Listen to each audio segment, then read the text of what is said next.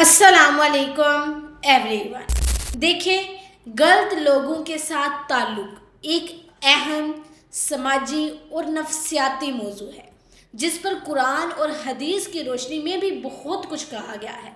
उसका ताल्लुक़ हमारी शख्सियत, ईमान और अमली ज़िंदगी पर गहरे असरात डालता है।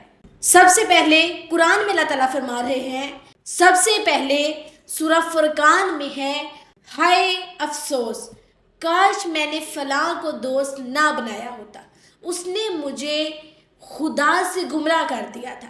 ये आयात क़यामत के दिन का मंजर बयान करती हैं, जब एक शख्स पछताता है कि उसने किस गुमराह इंसान को अपना दोस्त बनाया था जिसने उसे दीन से दूर कर दिया। ये वाज़िया पैगाम है कि गलत लोगों की सोहबत इंसान को हलाकत में डाल सकती है।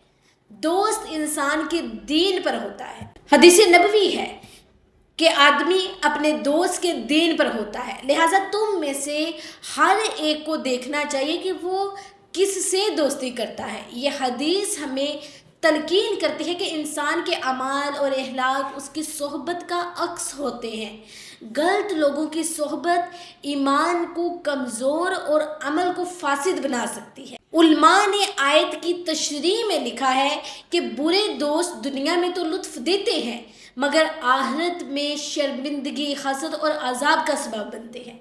वो आपको आखिरत में लुत्फ़ हरगिज़ नहीं दे सकते। गलत दोस्त गाली गलौज, झूठ, हसद और बदअमालियों में मशगूल रखते हैं। नेकियों से दूरी, नमाज, कुरान और ज़िक्र इलाहा से गफलत, किसी नेक काम की तरफ हमारा ध्यान ही नहीं जाता, हमारा माइंड ही नहीं चाहता, नेकी करने को दिल नहीं करता। इंसान गलत मशवरे लेकर अपनी ज़िंदगी के अहम फैसलों में नुकसान उठाता है। किसकी वजह से? अपने करीबी दोस्त की वजह से, जिससे हम मशवरा ले रहे होते हैं। अब करना क्या है? अच्छे लोगों की सोहबत इख्तियार करें। उलमा, मुत्तकी अफराद, बाइखलाक दोस्त बनाएं। अल्लाह से दुआ करें कि वो आपको नेक लोगों की तरफ माइल करे। अपने दायरा असर को जांचें। सोशल मीडिया और महफिलें बेसोहबत का हिस्सा हैं। आप देखें कि आपका दोस्त आपको किस राह पर लेकर जा रहा है। आपका दोस्त आपको बुरे कामों के करीब तो नहीं लेकर जा रहा, आपको नेकियों से दूर तो नहीं कर रहा, आपको आपकी नमाजों से, अल्लाह ताला से दूर तो नहीं कर रहा। जब भी आप एक दोस्त में ये चीज़ें देखें तो उसे दोस्ती ख़त्म कर दें। ठीक है जी। इसी तरह आपने जस्ट अपने दोस्त को नहीं देखना, आपने खुद भी देखना है कि आखिर हम किसी के किस तरह के दोस्त हैं। हम उसे अच्छाई की तरफ लेकर जा रहे हैं या हम उसे बुराई की तरफ लेकर जा रहे हैं। हम कितना उसकी आखिरत के लिए अच्छा सोच रहे हैं, हम कितना उसकी नमाजों के लिए अच्छा सोच रहे हैं, हम कितना उसे दीन के मामले में अच्छी तरह गाइड करते हैं।